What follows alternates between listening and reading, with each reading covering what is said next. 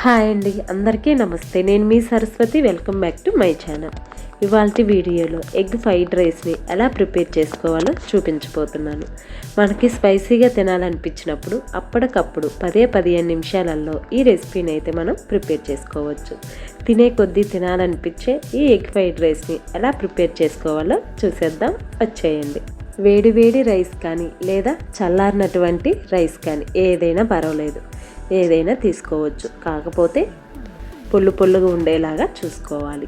ఇలా ఒక గిన్నెలోకి తీసుకొని ఎంత కావాలో అంత తీసుకోవాలి. ఇక్కడ నేనైతే 100 గ్రామ్స్ రైస్ని తీసుకుంటున్నాను.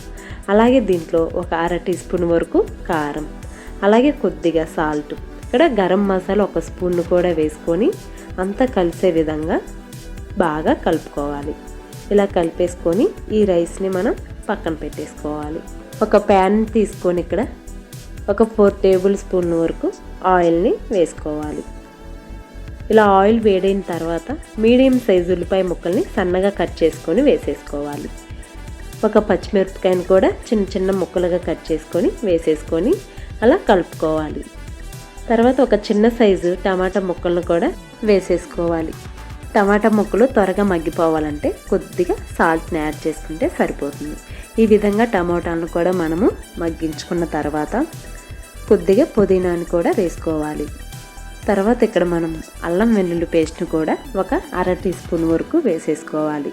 ఇవన్నీ కూడా అల్లం వెల్లుల్లి పేస్టు పచ్చివాసన పోయేంత వరకు కూడా బాగా వేయించుకోవాలి.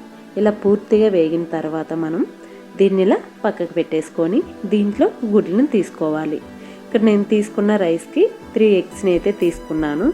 ఇక్కడ గుడ్లు అనేవి మన ఇష్టం అన్నమాట. మనకి ఎగ్ ఎక్కువ కావాలంటే మనం గుడ్లని తీసేసుకోవచ్చు. ఈ విధంగా తీసుకొని కొద్దిగా సాల్ట్ని వేసుకొని అలా కలిపేసుకొని వదిలేయాలి. అలా మనకి ఎగ్స్ కూడా బాగా ఫ్రై అవ్వాలి. అలా 2 మినిట్స్ వదిలేస్తే మనకి ఫ్రై అయిపోతుంది. అలా వదిలేయడం వల్ల మనకి ఎగ్ పీసెస్ అనేవి పెద్దవిగా కొద్దిగా ఉంటాయి, మరి చిన్నవి కాకుండా. తర్వాత ఇంకోసారి అంతా అలా కలిపేసుకోవాలి. దీంట్లో కొద్దిగా పసుపును కూడా యాడ్ చేసుకొని ఒకసారి అలా కలుపుకోవాలి. ఈ ఉల్లిపాయలు ఎగ్స్ కూడా మొత్తం కలిసే విధంగా ఒకసారి అంతా కలుపుకోవాలి. తర్వాత ఇక్కడ కొద్దిగా కారాన్ని యాడ్ చేసుకోవాలి. మనం ముందుగానే రైస్లో వేసుకున్నాం కాబట్టి చూసుకొని కారం దాన్ని బట్టి వేసుకోవాలి. అలాగే 1 స్పూన్ వరకు గరం మసాలా కూడా వేసుకోండి. ఇది మేము ఇంట్లోనే ప్రిపేర్ చేశానండి. మీకు కావాలంటే దీని లింక్ నేను కింద డిస్క్రిప్షన్లో ఇస్తాను, ఒకసారి చూసుకోండి. తర్వాత దీంట్లో మనం రైస్ని కూడా వేసేసుకొని ఒకసారి అంతా అలా కలిసే విధంగా కలుపుకోవాలి. దీంట్లో కొద్దిగా మీకు అందుబాటులో ఉంటే సోయా సాస్ని 1 స్పూన్ వేసుకోండి, లేకపోయినా పర్వాలేదు. తర్వాత 1 స్పూన్ వరకు నిమ్మరసాన్ని కూడా వేసుకొని ఒక 2 నిమిషాల పాటు బాగా కలుపుకోవాలి. అన్నం కూడా వేడయ్యేంత వరకు కలుపుకొని సాల్ట్ సరిపోతే ఇక్కడ కొద్దిగా సాల్ట్ను కూడా యాడ్ చేసుకోవచ్చు. తర్వాత కొత్తిమీర వేసుకొని సర్వ్ చేసుకోండి. చాలా టేస్టీగా వేడిగా సర్వ్ చేసుకుంటే చాలా బాగుంటుంది. మీరు కూడా ఖచ్చితంగా ట్రై చేసి మీకు ఎలా వచ్చిందో కామెంట్ చేయండి. అలాగే ఈ వీడియో మీకు నచ్చితే ఒక లైక్ చేసి మరిన్ని రెసిపీస్ కోసం ఈ ఛానల్ని తప్పక సబ్స్క్రైబ్ చేసుకోండి. Thank you.